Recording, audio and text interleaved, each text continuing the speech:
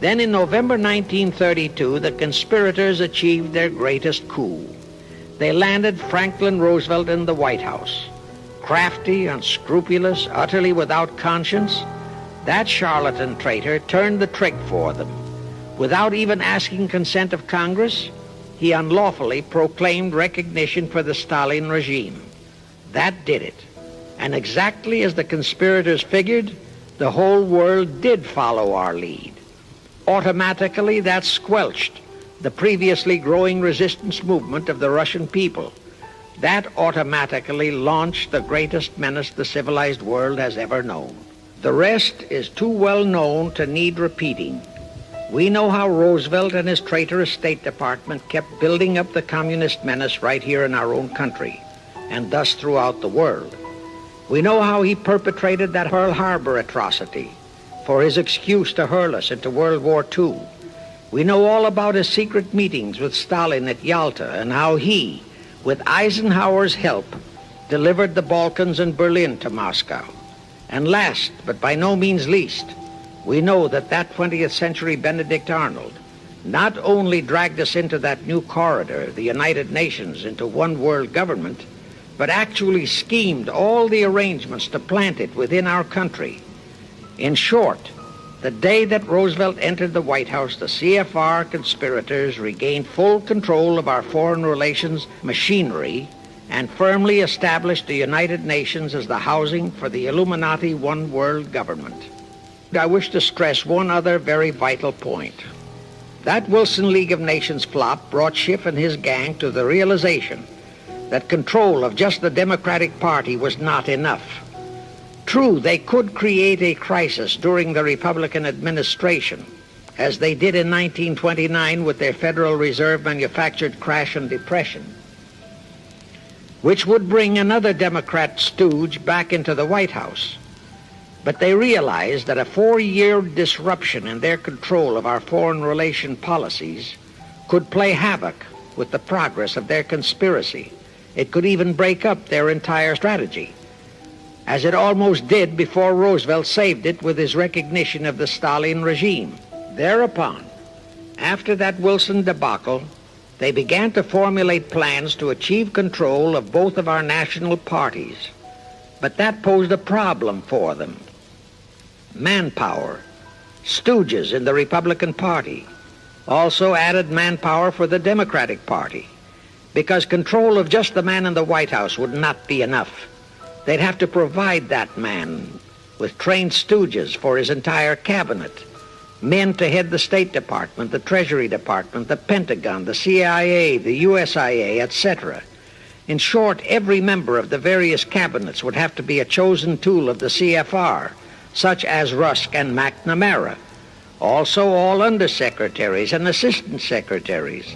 That would give the conspirators absolute control of all our policies, both domestic and, most important, foreign. That course of action would require a reserve pool of trained stooges, instantaneously ready for administrative changes and for all other exigencies. All such stooges would of necessity have to be men of national reputation, high in the esteem of the people, but they would have to be men without honor, without scruple, without conscience, men who would be vulnerable to blackmail. It is needless for me to stress how well the CFR succeeded. The immortal Joe McCarthy fully revealed that there are thousands of such security risks in all federal agencies. Scott McCloud unmasked thousands more, and you know the price Otepka has had to pay and is still paying for his expositions before a Senate committee of the traitors in the State Department. And you know that the men in the State Department who delivered Cuba to Castro have not only been shielded, but promoted. To the crux of the whole one world government plot and the maneuvering necessary to create another League of Nations to house such a government. As I have already stated, the conspirators knew that only another world war was vital for the success of their plot. It would have to be such a horrifying world war that the peoples of the world would cry out for the creation of some kind of a world organization that could assure everlasting peace. But how could such a war be brought about? All the European nations were at peace. None had any quarrels with their neighboring nations. And certainly their tools in Moscow wouldn't dare to start a war. Even Stalin realized that it would mean the overthrow of his regime unless so-called patriotism would weld the Russian people behind him. But the conspirators had to have a war. They had to find or create some kind of an incident to launch it. And they found it in a little inconspicuous and repulsive little man who called himself Adolf Hitler. Hitler, an impecunious Austrian house painter, had been a corporal in the German army. He made the defeat of Germany into a personal grievance. He began to rabble-rouse about it in the Munich, Germany area. He began to spout about restoring the greatness of the German Empire and the might of the German soldiery. He advocated the restoration of the old German military to be used to conquer the whole world. Strangely enough, Hitler, the little clown that he was, could deliver a rabble-rousing speech, and he did have a certain kind of magnetism. But the new authorities in Germany didn't want any more wars, and they promptly threw the obnoxious Austrian house painter into a prison cell. Aha! Here was the man, decided the conspirators, who, properly directed and financed, could be the key to another world war. So while he was in prison, they had Rudolf Hess and Goering write a book which they titled Mein Kampf and attributed the authorship to Hitler, exactly as Litvinov wrote Mission to Moscow and attributed the authorship to Joseph Davies, then our ambassador to Russia and a stooge of the CFR. In Mein Kampf, Hitler, the pseudo-author, outlined his grievances and how he would restore the German people to their former greatness. The conspirators then arranged for a wide circulation of the book among the German people in order to arouse a fanatical following for him. On his release from prison, also arranged by the conspirators, they began to groom him and finance him to travel to other parts of Germany to deliver his rabble-rousing speeches.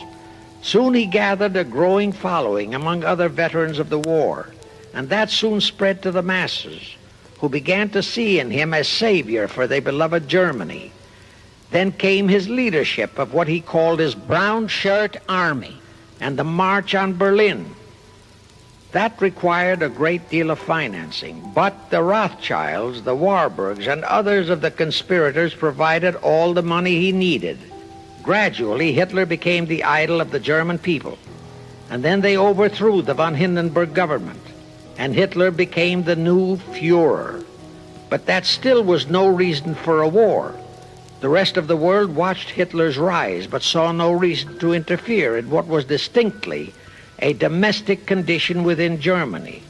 Certainly none of the other nations felt it was a reason for another war against Germany, and the German people were not yet incited into enough of a frenzy to commit any acts against any neighboring nation, not even against France, that would lead to a war. The conspirators realized they would have to create such a frenzy that would cause the German people to throw caution to the winds and at the same time horrify the whole world. And incidentally, Mein Kampf was actually a follow-up of Karl Marx's book, A World Without Jews.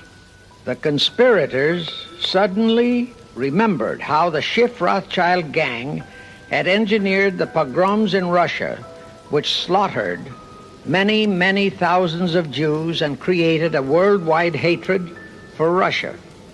And they decided to use that same unconscionable trick to inflame the new Hitler-led German people into a murderous hatred of the Jews. Now, it is true that the German people never had any particular affection for the Jews, but neither did they have an ingrained hatred for them. Such a hatred would have to be manufactured, so Hitler was used to create it. This idea more than appealed to Hitler. He saw in it the grisly gimmick to make him the God-man of the German people. Thus, craftily inspired and coached by his financial advisors, the Warburgs, Rothschilds, and all the Illuminati masterminds, he blamed the Jews for the hated Versailles Treaty and for the financial ruination that followed the war. The rest is history. We know all about the Hitler concentration camps and the incineration of hundreds of thousands of Jews, not the 6 million, nor even the 600,000 claimed by the conspirators, but it was enough. And here let me reiterate how little the internationalist bankers, the Rothschilds, Schiffs, Lehmans, Warburgs, Baruchs, care about their racial brethren who were the victims of their nefarious schemes. In their eyes, the slaughter of the several 100,000 innocent Jews by Hitler didn't bother them at all. They considered it a necessary sacrifice to further their Illuminati one-world plot, just as the slaughter of the many millions in the wars that followed was a similar necessary sacrifice. And here is another grisly detail about those concentration camps. Many of the Hitler soldier executioners in those camps had previously been sent to Russia to acquire their arts of torture and brutalization so as to emphasize the horrors of the atrocities. All this created a new worldwide hatred for the German people, but it still did not provide a cause for war. Thereupon Hitler was incited to demand the Sudetenland. You remember how Chamberlain and the then diplomats of Czechoslovakia and France surrendered to that demand. That led to further Hitlerian demands for territories in Poland and in the French Saar territories. Those demands were rejected. Then came his pact with Stalin. Hitler had been screaming hatred against communism. Oh, how he ranted against communism. But actually, Nazism was nothing but socialism, and communism is, in fact, socialism. But Hitler disregarded all that. He entered into a pact with Stalin to attack and divide Poland between them. While Stalin marched into one part of Poland, for which he was never blamed, the Illuminati mastermind saw to that. Hitler launched a blitzkrieg on Poland from his side. The conspirators finally had their new world war, and what a horrible war it was. And in 1945, the conspirators finally achieved the United Nations, their new housing for their one world government. And truly amazing, all of the American people hailed this foul outfit as a holy of holies. Even after all the true facts about how the UN was created were revealed, the American people continued to worship that evil outfit. Even after Alger Hiss was unmasked as a Soviet spy and traitor, the American people continued to believe in the UN. Even after I had publicly revealed the secret agreement between Hiss and Molotov that a Russian would always be the head of the military secretariat, and by that token, the real master of the UN, most of the American people continued to believe that the UN could do no wrong.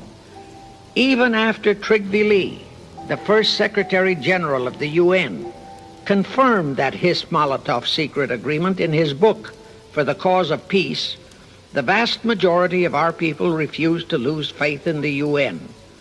Even after the truth about the Korean War was revealed, how the Russian General Vasiliev, head of that UN military secretariat, was given a leave of absence by the UN so that he could take command of the North Koreans and Red Chinese who were fighting the so-called UN police action under our own General MacArthur, who by orders of the UN was fired by the pusillanimous Truman in order to prevent his winning that war. Our people still believed in the UN. Despite our 150,000 sons who were murdered and maimed in that war, the people continued to regard the UN as a sure means for peace. Even after it was revealed in 1951 that the UN, using our own American soldiers under UN command and the UN flag, in collusion with our traitorous State Department and the Pentagon, had been invading many small cities in California and Texas in order to perfect their plan for the complete takeover of our country, most of our people brushed it off and continued their belief that the UN is a holy of holies. Do you know that the UN Charter was written by traitor Alger Hiss, Molotov, and Wyszynski? That Hiss and Molotov had made that secret agreement that the military chief of the UN was always to be a Russian appointed by Moscow? Do you know that at their secret meetings at Yalta, Roosevelt and Stalin, at the behest of the Illuminati operating as the CFR, decided that the UN must be placed on American soil? Do you know that most of the UN Charter was copied intact, word for word, from the Marx Manifesto and Russia's so-called Constitution? Do you know that the only two senators who voted against the UN so-called treaty were the only two senators who had read it? Do you know that since the UN was founded, communist enslavement has grown from 250 million to 1 billion? Do you know that since the UN was founded to ensure peace, there have been at least 20 major wars incited by the UN, just as they are now inciting a war against Little Rhodesia? Do you know that under the UN setup, the American taxpayers have been forced to make up the UN Treasury deficit of many millions of dollars because of Russia's refusal to pay her share? Do you know that the UN has never passed a resolution condemning Russia or her so-called satellites, but always condemns our allies? Do you know that J. Edgar Hoover said, "The overwhelming majority of the communist delegations to the UN are espionage agents"? And now, 66 senators voted for a consular treaty to open our entire country to Russian spies and saboteurs. Do you know that the UN helps Russia's conquest of the world by preventing the free world from taking any action whatsoever except to debate each new aggression in the UN General Assembly? Do you know that at the time of the Korean War, there were 60 nations in the UN, yet 95% of the UN forces were our American sons, and practically 100% of the cost was paid by the United States taxpayers? And surely you know that the UN policy during the Korean War was to prevent us from winning that war. Do you know that all the battle plans of General MacArthur had to go first to the UN to be relayed to Vasiliev, commander of the North Koreans and Red Chinese, and that any future wars fought by our sons under the UN flag would have to be fought under the control of the UN Security Council? Do you know that the UN has never done anything about the 80,000 Russian Mongolian troops that occupy Hungary? Where was the UN when the Hungarian freedom fighters were slaughtered by the Russians? Do you know that the UN and its peace army turned the Congo over to the communists?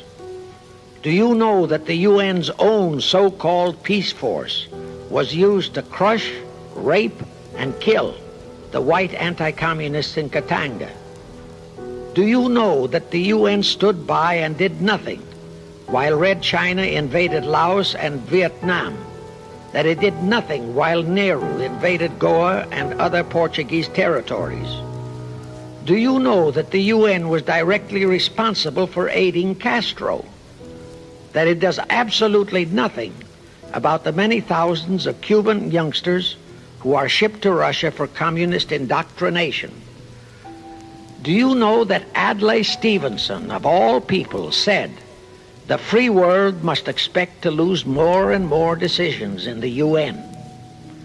Do you know that the UN openly proclaims that its chief objective is one world government, which means one world laws, one world court, one world army, one world navy, one world air force, one world schools, and a one world church in which Christianity would be prohibited?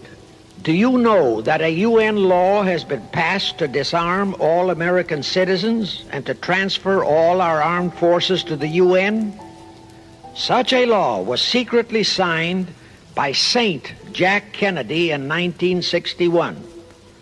Do you realize how that fits in with Article 47, Paragraph 3 of the UN Charter, which states, I quote, "The Military Staff Committee of the UN shall be responsible through the Security Council for the strategic direction of all armed forces placed at the disposal of the Security Council," unquote.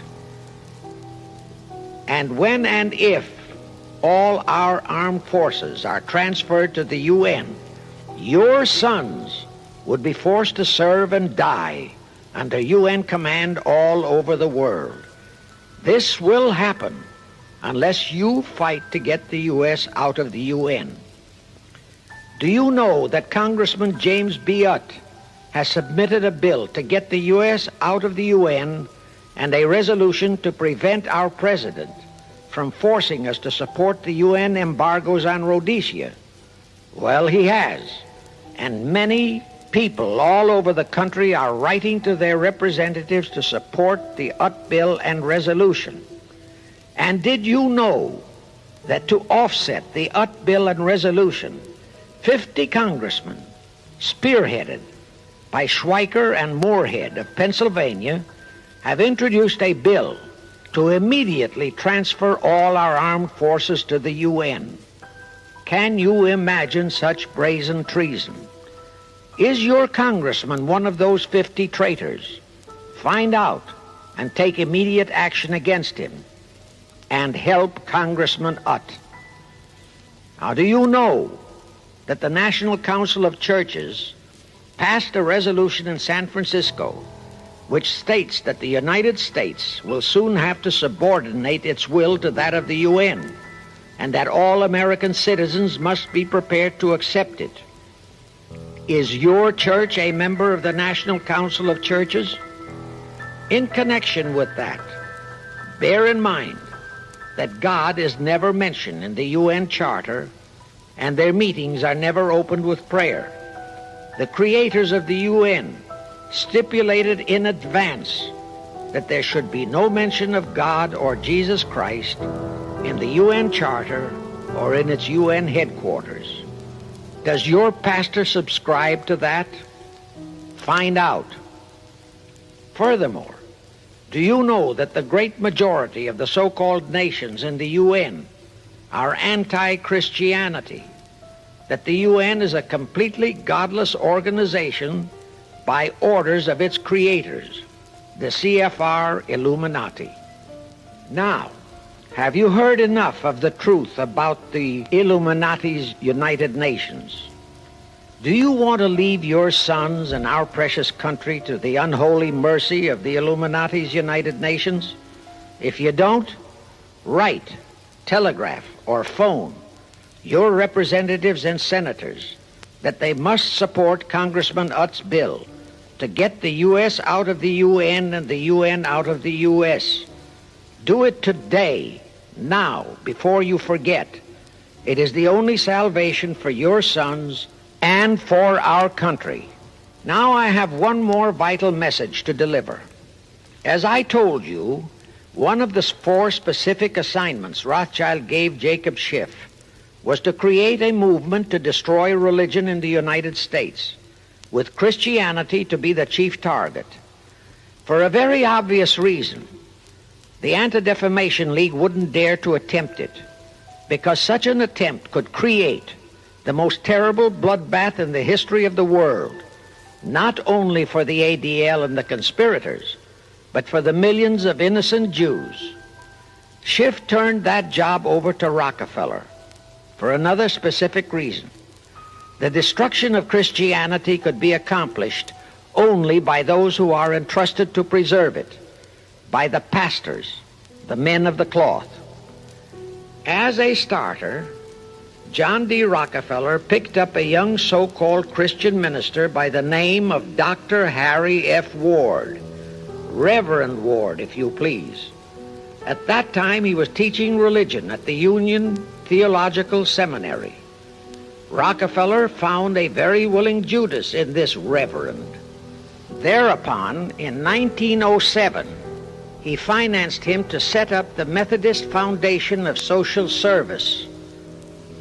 And Ward's job was to teach bright young men to become so-called ministers of Christ and to place them as pastors of churches. While teaching them to become ministers, the Reverend Ward also taught them how to very subtly and craftily preach to their congregations that the entire story of Christ is a myth, to cast doubts on the divinity of Christ, to cast doubts about the Virgin Mary. In short, to cast doubts on Christianity as a whole. It was not to be a direct attack, but much of it by crafty insinuation that was to be applied in particular to the youth in the Sunday schools. Remember Lenin's statement, "Give me just one generation of youth and I'll transform the whole world." Then, in 1908, the Methodist Foundation of Social Service, which incidentally was America's first Communist Front organization, changed its name to the Federal Council of Churches. By 1950, the Federal Council of Churches was becoming very suspect. So in 1950, they changed the name to the National Council of Churches. Do I have to tell you more about how this National Council of Churches is deliberately destroying faith in Christianity? I don't think so. But this I will tell you.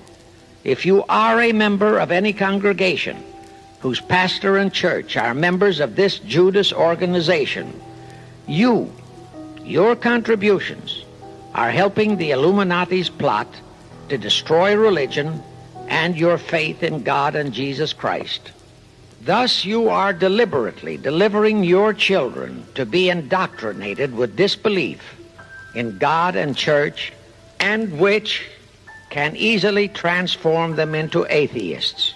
Find out immediately if your church is a member of the National Council of Churches, and for the love of God and your children, if it is, withdraw from it at once.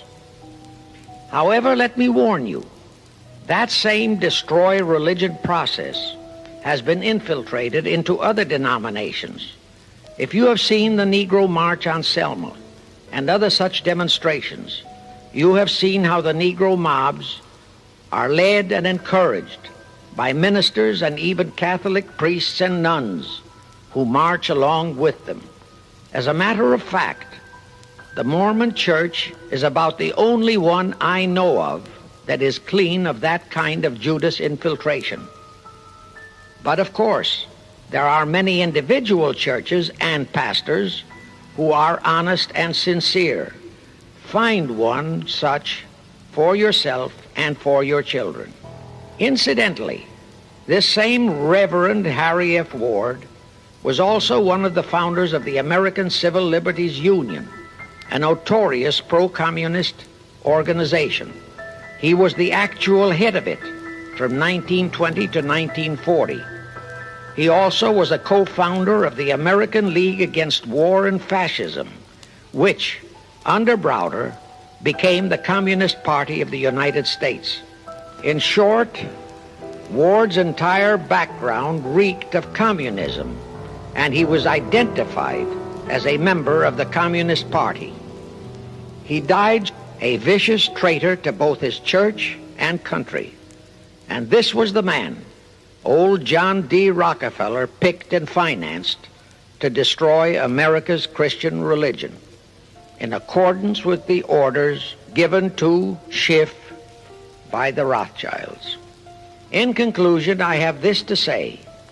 You probably are familiar with the story of how one Dr. Frankenstein created a monster to do his will of destroying his chosen victims, but how instead, in the end, that monster turned on his own creator, Frankenstein, and destroyed him. Well, the Illuminati, CFR, has created a monster called the United Nations, who, supported by their minority groups, rioting Negroes, the traitorous mass communications media and the traitors in Washington, was created to destroy the American people. Well, we know all about that many-headed Hydra monster. We know the names of those who created that monster. We know all their names. And I predict that one fine day the American people will come fully awake and cause that very monster to destroy its creator. True, the majority of our people are still being brainwashed, deceived, and deluded by our traitorous press, TV, and radio, and by our traitors in Washington. But surely, by now, enough is known about the UN to stamp that outfit as a deadly, poisonous rattlesnake in our midst. My only wonder is what it will take to awaken and arouse our people to the full truth. Perhaps this record will do it. 100,000 or 1,000,000 copies of this record can do it. I pray to God it will. And I pray to Him to inspire you, all of you, to spread this story via this record to all loyal Americans in your community. You can do it by playing it to study groups assembled in your homes, at meetings of the American Legion, the VFW, the DAR, all other civic groups and women's clubs, especially the women's clubs who have their sons' lives at stake. With this record, I have provided you with the weapon that will destroy the monster. For the love of God, of our country, and of your children, use it. Get a copy of it into every American home.